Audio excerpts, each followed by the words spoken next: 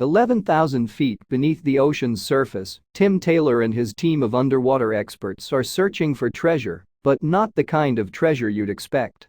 They're using sophisticated equipment to locate a sunken World War II-era submarine called the USS Stickleback. The American sub is at the center of a mysterious disappearance at the height of the war.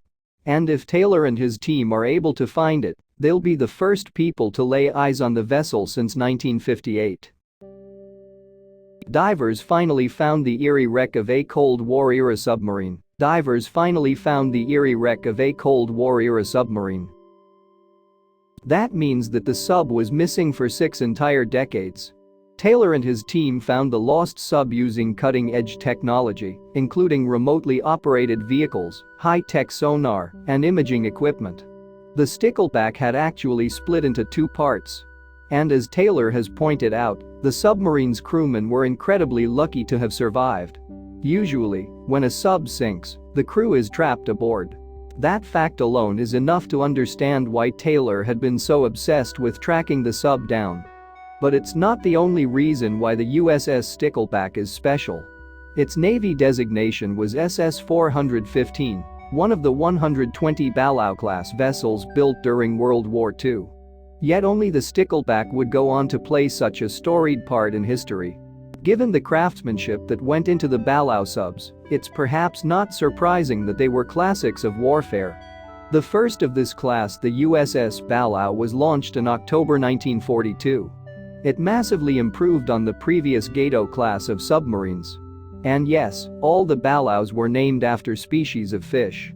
But that didn't stop the Stickleback from having a massive impact. What made the Stickleback so effective? The Balao subs had thick high-tensile steel alloy hulls, so they could dive to depths of 400 feet. And actually, the submarine's hulls wouldn't fail until they reached 900 feet. That's a pretty important number when you understand how the Stickleback ended up in its watery grave. Because when you think about Stickleback's construction, it's almost inconceivable that it would sink. It started out in March 1944 at the Mare Island Navy Yard in Vallejo, California. Like all of her Balao kin, she was a diesel-electric vessel powered by 4 10-cylinder engines and 4 high-speed electric motors. The diesel engines drove the twin propellers. Impressive, right? The submarine also measured a touch under 312 feet from stem to stern and was just over 27 feet across the beam at her widest point. Traveling underwater, Stickleback could attain a maximum speed of nearly 9 knots. On the surface, she could cruise at a top speed of a little over 20 knots. So it was powerful and fast, a deadly combination. But that's not all. Stickleback had a range of 11,000 nautical miles at a steady speed of 10 knots. She could also stay out on patrol for up to 75 days. The sub could even stay underwater for up to 48 hours, cruising at a gentle 2 knots. And the vessel was designed for a crew of 10 officers and 71 seamen. Seriously, it's a miracle that anyone could sink this ship. It was loaded with weaponry too.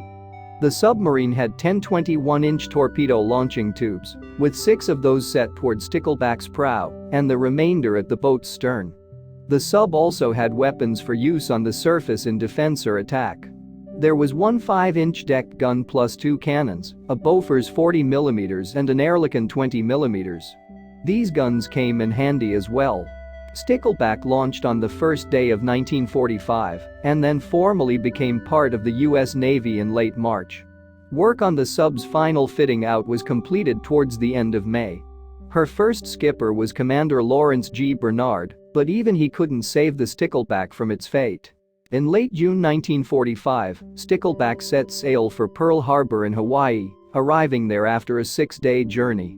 There was now time for some more training runs before the submarine was ordered to depart for a Pearl Harbor on the Pacific island of Guam. The Americans had seized the island from the Japanese after bitter fighting in August 1944. Stickleback next embarked from Accra on August 6, 1945, for her first wartime cruise in the Sea of Japan. However, the Americans dropped the world's first atomic bomb on Hiroshima on that very day, with a second detonated over Nagasaki just 3 days later. Japanese resistance collapsed, the country surrendered, and a ceasefire was declared on August 15. It also impacted the Stickleback. On the day of the surrender, Stickleback received orders to cease attacks against enemy vessels, but to remain in her patrol area. So the submarine and her men never did see any combat action in World War II. However, she was involved in one incident of note arising from hostilities in the now finished war. Still in the Sea of Japan 6 days after the surrender, Stickleback's lookout spotted 2 bamboo rafts drifting in the water. Aboard were 19 men, and how glad they must have been to spot this submarine.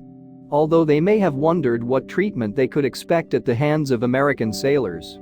The mariners aboard the rafts were in fact the survivors from a Japanese cargo ship, the Tohoku Maru. An American sub, another Balao-class vessel, USS Jalao, torpedoed and sunk the freighter on August 11, just 4 days before the ceasefire. The 19 men who'd made it onto the makeshift rafts were the lucky ones.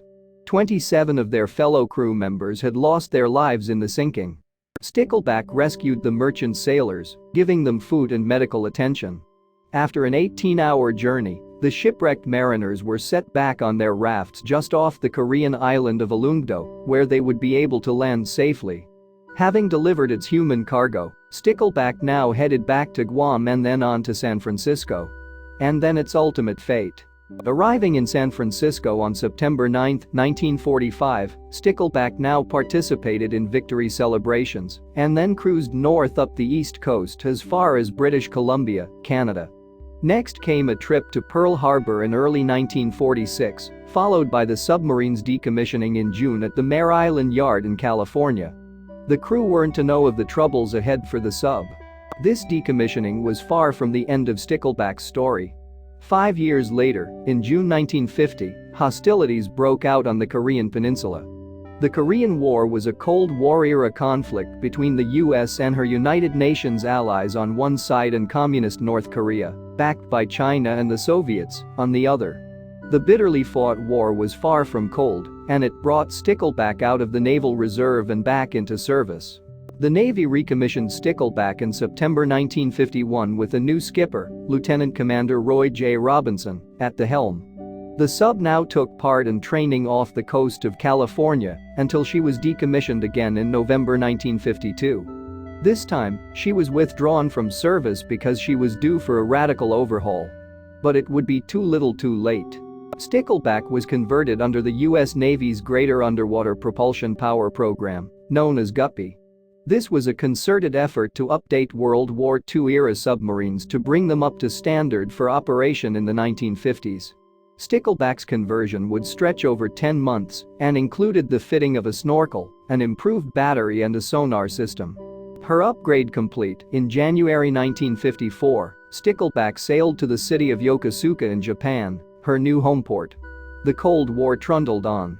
And the submarine would now be involved in reconnaissance missions, keeping an eye on Soviet shipping. That would prove to be its downfall. Stickleback embarked on her first Cold War mission in late March 1954 on a cruise that would last 4 weeks. She sailed from the Pacific through the Tsugaru Strait into waters between Japan and the Korean peninsula. Her task was essentially surveillance. She recorded and photographed various Soviet vessels in the waters off Korea. Things were looking good. In fact, things looked good for the next couple of missions. She successfully surveyed Soviet shipping in the Bering Sea, between the coasts of Russia and Alaska. And she also completed further patrolling before her crew was allowed a welcome 6 days of rest and recreation. If the rest of the Cold War carried on like that, this would have been a very different story. By the end of her 4th mission on October 10, Stickleback had recorded the movements of 119 Soviet vessels. That's not bad. Of course, all of this sneaking around is not exactly what the Stickleback was originally built to do. But the Cold War was very different from World War II. And the Stickleback was going to find out how different on her 5th and final mission. This came in June 1957 when she embarked from Pearl Harbor and sailed to waters off the coast of Siberia. By July 26, the sub was back in Hawaii. The next significant moment in Stickleback's story came in May 1958, when the submarine was involved in what should have been a routine training exercise, one that turned out to be anything but. On May 28, 1958, Stickleback was participating in anti-submarine warfare training with the U.S. Navy destroyer, USS Silverstein. The exercise took place around the Hawaiian Islands and involved a third vessel, a torpedo retriever. The training involved the submarine making dummy torpedo runs at the destroyer, and it continued into the following day. During the afternoon of the second day, Stickleback made one more simulated torpedo attack on Silverstein. The vessels were at this point some 20 miles off the island of Oahu. At the end of the run, the submarine submerged as planned, but then something went badly wrong. The submarine lost propulsion and went into an uncontrolled dive, rapidly reaching a depth of 800 feet. To put it mildly, reaching a depth of 800 feet was not good. Remember, Balao-class submarines had a test depth of only 400 feet. And their collapse depth was 900 feet. Once the submarine was that far beneath the waves, her hull would be subject to such high pressures that her hull would collapse like an empty soda can clenched in a vise. Fortunately for the crew, Stickleback was able to deploy her emergency ballast tanks, and she quickly rose through the water, up to the surface in safety. The submarine and the crew were safe for now, but the danger was far from over. Stickleback surfaced just 600 feet from the prow of Silverstein and directly in her path. U.S. Navy destroyers cannot perform sudden emergency stops, certainly not within 600 feet. Although Silverstein's crew did what they could, reversing the engines and setting the rudder full left, the destroyer plowed into the submarine's port side, inflicting a large gash in its hull. Remarkably, the collision did not cause any casualties, but the submarine was clearly badly damaged. Trainee submariner Pat Barron was on board Stickleback when the accident happened, and he remembered his experience in an interview published on the submarinesailor.com website in 2002. Barron said, "I remember it was right before noon meal, we were submerged and we lost power and took a tremendous down angle and started going down. Emergency lights went on and shortly after that I heard them start blowing main ballast tanks." Barron continued, "Once we got the down angle off and our descent stopped, the next thing that happened was we started going to the surface in a hurry. And the young seaman remembered what happened next, then we hit the surface and within like about 30 seconds we were rammed by the Silverstein on the port side. There was a hell of a crash and shock from the collision. It shoved the boat to starboard and knocked all of us down." Barron also recalled, "You know how they say your life passes before your eyes at times like this, well it happened to me. I can remember to this day picturing my girlfriend from high school. And the next thing the submariner heard was the call to abandon ship. Those are two words that any seaman hopes he'll never hear." Fortunately for Stickleback's crew, a salvage vessel, USS Greenland, soon appeared on the scene, and the submariners were able to transfer aboard her without mishap. But the submarine was not so lucky. Despite repeated efforts by various vessels which were now in the vicinity, she could not be saved from her fate. Barron recalled the moment when the submarine was lost. The boat continued to sink lower and lower by the bow until water started lapping up the front of the sail. That's when the skipper finally left the boat and came aboard the Greenland. The boat continued to sink lower and lower, and finally she went over, and the stern went up with the screws, rudder, and stern planes sticking out, and then she was gone. So USS Stickleback sunk in some 11,000 feet, that's about 2 miles of ocean around 20 miles off the coast of Oahu. But the precise location of the submarine's watery grave would remain a mystery for more than 6 decades. Then Tim Taylor and the researchers from the Lost 52 project turned their attention to hunting for the wreck. Taylor's Lost 52 project is dedicated to locating the wrecks of lost submarines and takes its name from the fact that 52 disappeared during World War II.